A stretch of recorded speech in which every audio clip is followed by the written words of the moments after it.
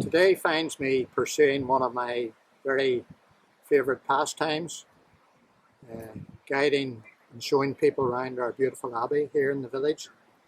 And it's a place that I find great peace and tranquility.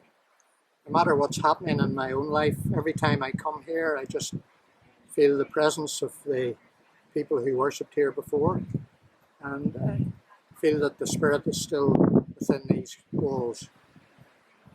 The monks, of course, lived a very frugal life, and they lived up to Christ's exhortation to love the Lord with all their heart and mind and soul. And very few of us now can ever hope to live to those standards, but I certainly worship the same God that they worshipped, and I try to live my life in some small way to the standard that they achieved. My own personal story starts in 1949 in East Belfast. When I was born, I was an only child, born to my father, who was a successful businessman, and my mother, who had a thriving hairdressing business. My father was a self-made man. He left school at 13 and became a messenger boy for one of the big grocers in Belfast, and worked his way up through various companies and became managing director of one of Belfast's leading tea merchants. And my mother, had a successful business, which she gave up to raise me.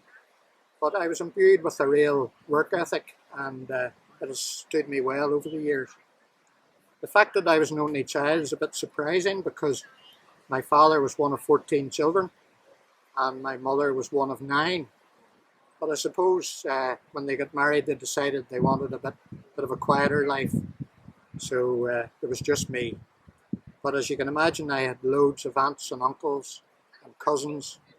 And over the years, I suppose I was spoiled rotten, particularly at Christmas, when I had loads of Christmas presents, birthday presents.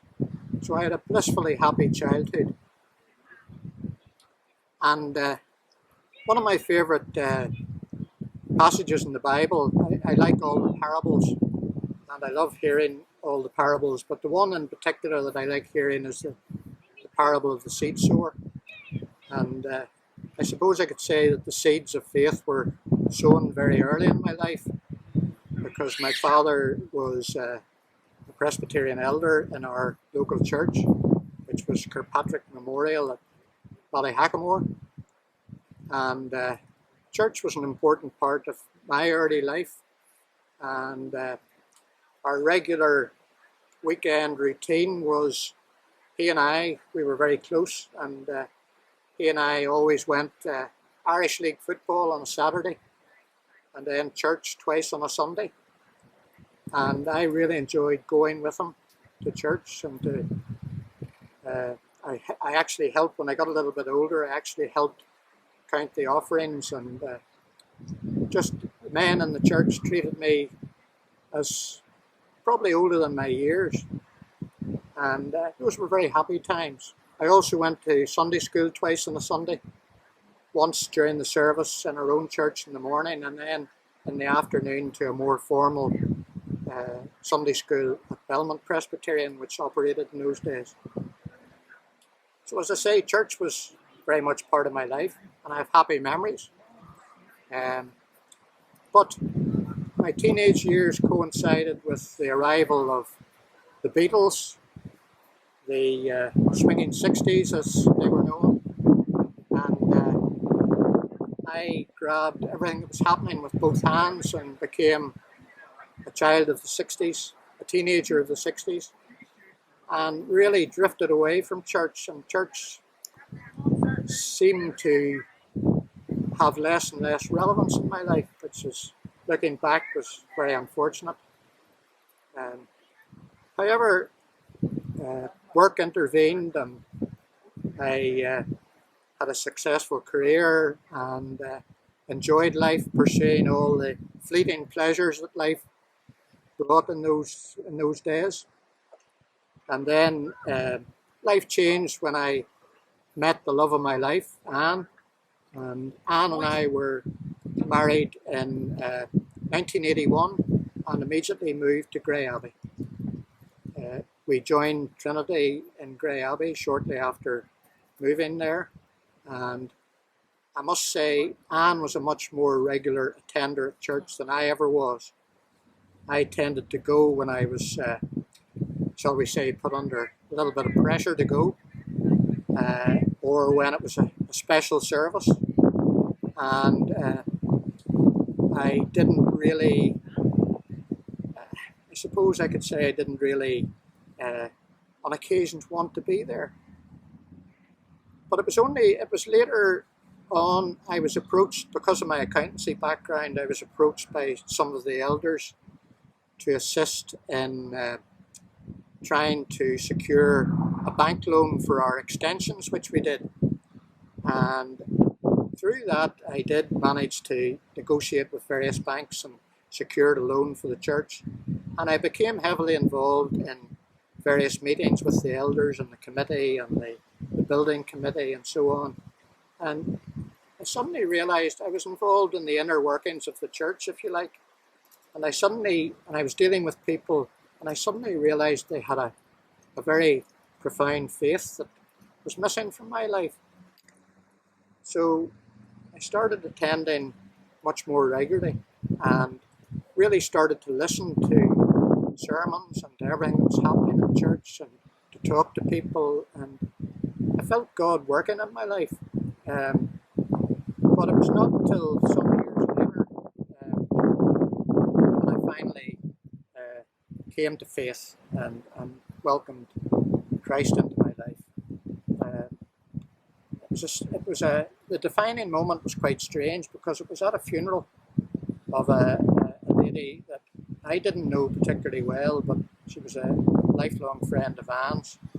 And during the service, the 23rd Psalm was sung, and then the presiding minister started to talk about the 23rd Psalm and to digest it. And I suddenly became very emotional and realized there and then that I was very much the lost sheep, and that was the defining moment in my faith. Now, church is very much part of my life. I just love going to church. I love being involved in church life, and it's sad at this present time that church life is very restricted, but I have managed to once, it was a great joy that we were able to meet together once again when church opened up, albeit in restricted circumstances, and it's been very uplifting to go once more and to see and be and worship with other members of our church family. The Bible teaches us that the Christian life's not always an easy one, and I certainly have I've had bad times and sad times. I have regrets, and I know I have a guilt that I have let people down at various times in my life. But I know I've reached a stage in life, or an age in life, where I know that bad times and sad times pass, and that the great joy of faith is to lay your burdens down at the feet of our Lord.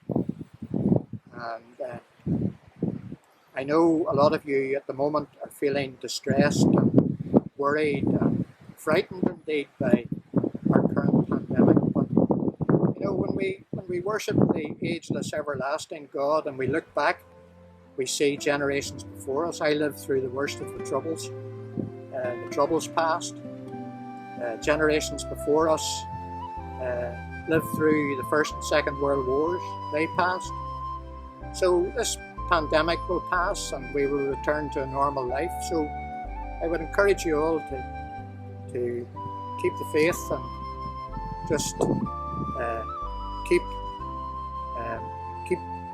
working together to worship the Lord with all your heart and soul. I was trying to think of a biblical passage that reflected my personal faith, and various things spring to mind, and I also thought of songs that I like, hymns that I like. There's many hymns I like, probably the more modern hymns, but a hymn that sticks out from my childhood very much, and I do hear it, you do hear it now and again, is the old hymn that's sung many times. O God, our help in ages past, our hope for years to come, our shelter from the stormy blast, and our eternal hope. So that's how I would like to finish my story, with that thought, and hope that you can all remember the words of that hymn as we face this pandemic together.